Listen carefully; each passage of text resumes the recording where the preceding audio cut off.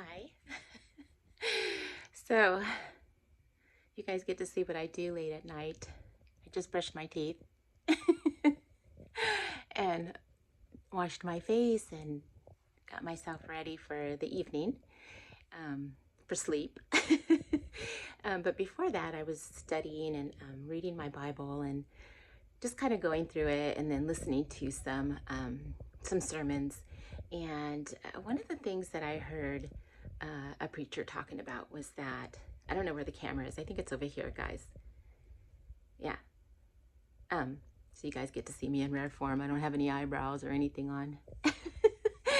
um, and I just put some lip gloss on. And I've got my face cream. I was going to put my thick cream on, but I didn't want to scare you guys. So anyways, and these are my glasses. My grandma glasses held on by a chain.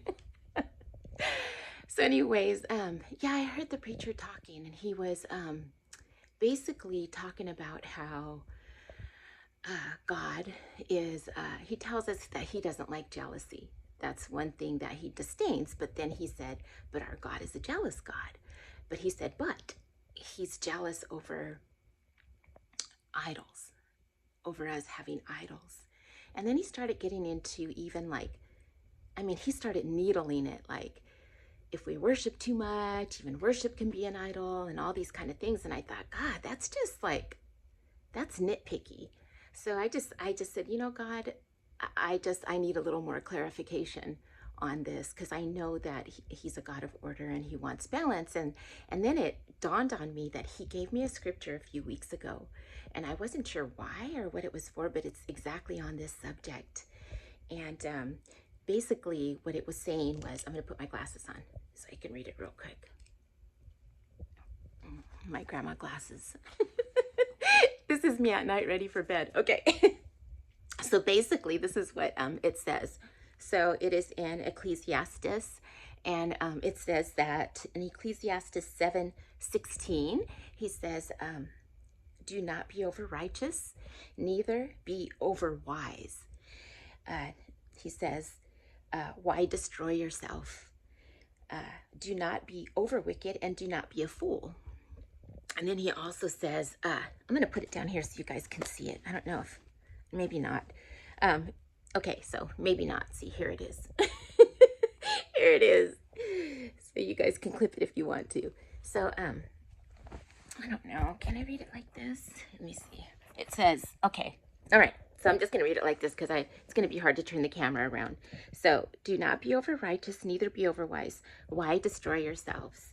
And it says, do not be over wicked, and do not be a fool. Why die before your time?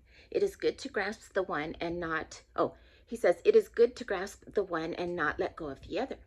The man who fears God will avoid all extremes. Wisdom makes one wise man more powerful than 10 rulers in a city, so he wants us to try to be wise. There is not a righteous man on earth who does what is right and never sins. So he's saying he understands that.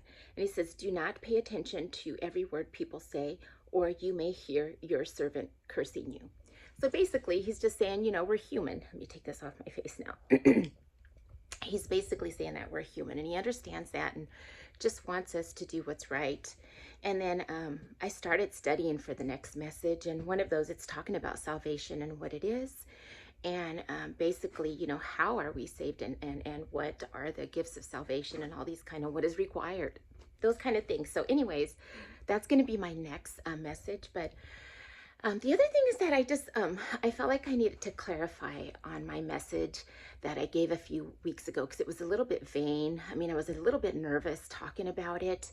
I talked about what happened to me in my youth, and I just felt like I needed to clarify that because I feel like people want to blame somebody. We always want somebody to blame when something happens to us, especially when we're that young. You know, I was only 15, and I'm still in high school, and an honor student and that kind of thing. And when my sister introduced me to the man I told you guys about, it was because she lived in a fourplex, and his niece, who happened to be, I think she was younger than him, happened to be my sister's manager, and they became friends.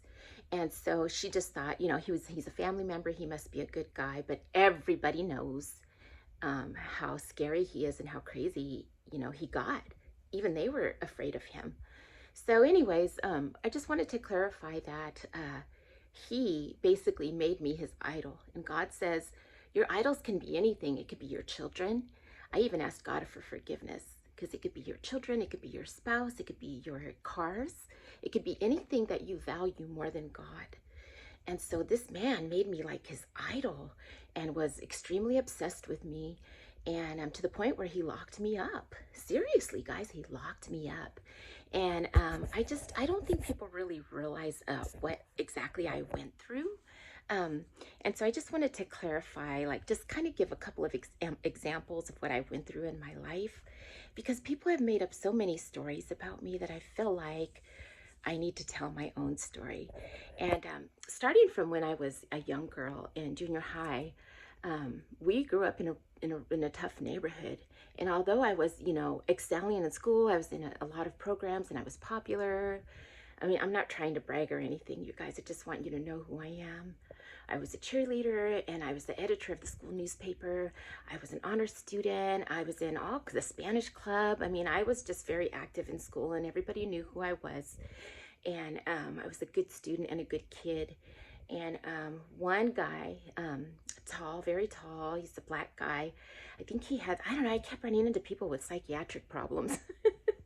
He basically was picking on my friends, and then I don't know why he just came and targeted me and kicked me against a wall.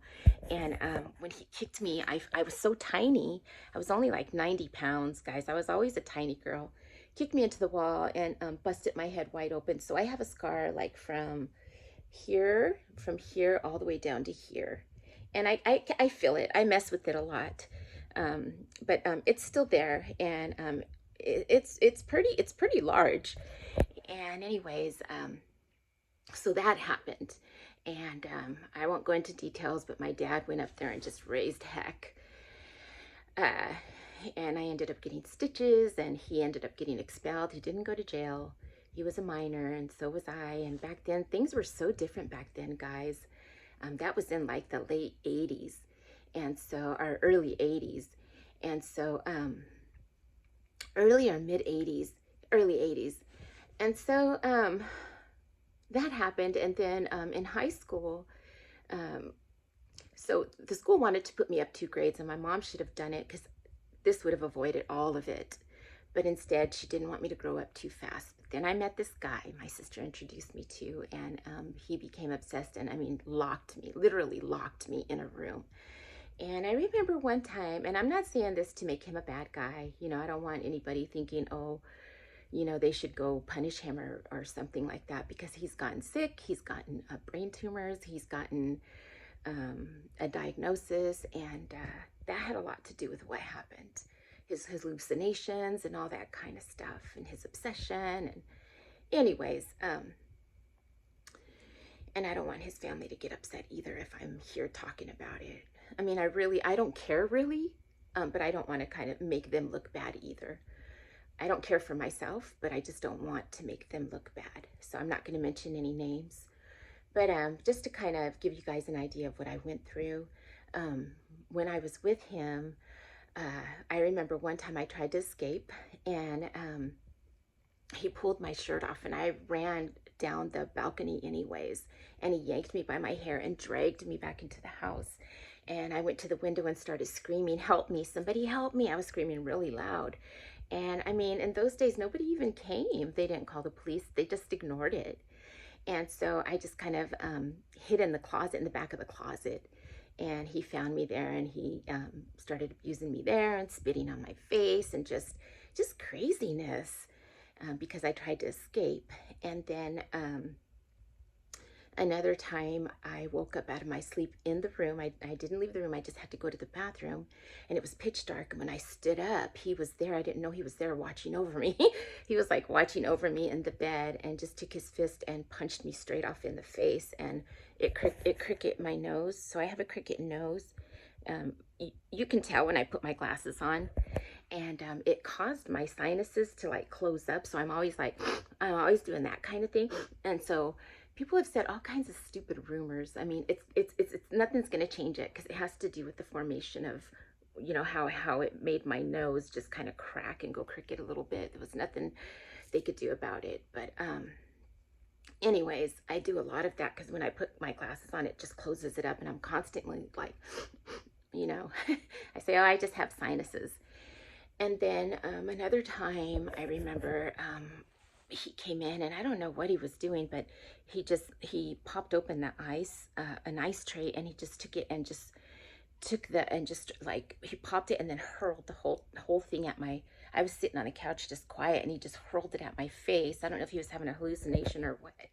And it just, it hit me across here, across my eye. So I have a scar here. And then another time, we had to leave the house for some reason, and he just told me, don't look at anybody, don't look up, don't look at anybody. And I must have looked up because I needed to see where I was going. And when he seen me do that, he thought that his nephew or somebody was checking me out or looking at me, and he just took his fist and punched me in my face. And so I ended up like with a cracked tooth. I had to get that tooth replaced. That's probably why I have really nice teeth. I had to get that, these are my teeth, guys. I had to get this tooth replaced because it was cracked, and my lips have like been busted inside, so I have a bunch of scars inside my mouth and on my head, and you know, other places. And I was never trafficked.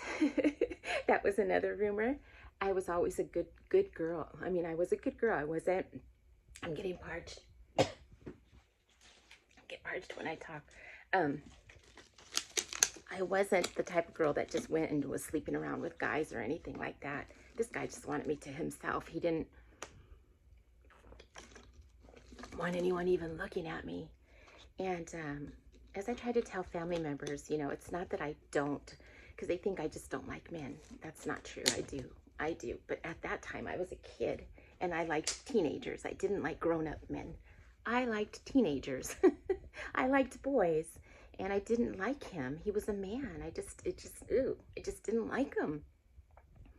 So that was the other thing that's really tough. But, you know, I don't know why I'm going back through this in my mind, because I thought I just got over it and went on with my life. But for some reason, I'm going back to it. So there must be a lesson in all of it. And one of the lessons I know for sure is that when something like that happens, I don't think we should blame people. Don't blame my mom, don't blame God, don't blame my sister. Because at that time, I know that a lot of my friends were getting drunk driving, they were getting hurt, they were even dying, and some were getting into drugs and alcohol and all these things. And me, I was busy being secluded. And then when I came out of that and escaped it, I got into church, and I started serving the youth and got into the youth group, and just devoted my life to church. And the pastor there gave me a job. Pastor Isaac Sims gave me a job downtown, and I just got my life together. I enrolled in college and bought myself a car, and just started doing good. So perhaps that was God's way of pushing me into my destiny. And so when bad things happen like that, guys, sometimes it's to push you into your destiny. Not that God wants something bad to happen, but when it does happen, he can take that situation and turn it around into something beautiful. And so that's just what I want to say, is that I don't want anybody to be blamed for that. It was just something that happened, and I tell my story in hopes that it will help somebody, and to let young girls know that there is help out there. And you know, the fact that I take care of people that come through the hospital that are being abused and have been trafficked and that kind of thing. That wasn't the case with me. I mean, people may look at it like that, but he was the only man that was around me. I wasn't with anybody else. And then through my life, I've been very, what is the word? I'm careful with who I get together with. And the people that I've gotten together with, like dating, mostly were because it was a boyfriend-girlfriend thing. And some of them did lie and say they didn't have a girlfriend or they were separated. And I believed them. And my fault was just getting into relationships too fast. And so I'm learning from that. I'm learning to slow down and to make good choices and not get into relationships that are going to hurt me or that person and causes stress. You know, if that's the case, then I'd rather not. because at this point, I'm getting to a point of being whole in my person, because people are always asking, why aren't you with somebody? Why don't you date? And the reason I don't, I'm not gay. I'm not into women. I'm into, I am attracted to men. But the reason I don't is because I want to make sure that I'm whole before I get into a relationship. And I want to make sure that I choose somebody who's whole, because at this point in my life, I don't want to keep going through people. It hurts to say goodbye, and it hurts me to hurt other people and for them to hurt me as well. And so I'm just taking all of that really slow. And so anyways, I do have friends. They're friends, and you know who you are. But it's nothing romantic. I just have really, really good close friends who we have heart-to-heart talks with. So anyways, I just thought I should clarify that. And that's it. I just felt like I needed to clarify, because people just make all kinds of stuff up. I don't just go with anybody. I don't just date anybody. I'm not easy. None of that kind of stuff. I do have ethics. I do have morals. I never hookered. I never got money from men for any reason. I always took really good care of myself and my body and my health, and I'm proud of that. So anyways, my mom taught me some good values, guys. I came from a good family. I can say that. I came from a really good, wholesome family. And I mean, we're not perfect. We made our mistakes, but we're wholesome people. So anyways, God bless you. I hope you guys have a good night. I love you in the love of Christ. I'm studying and working on my next message. And the Lord willing, I'll see you guys again. And I just pray you guys have a good rest of your week. God bless you and good night. Kitty says good night, Kitty. Okay, bye. Bye, guys.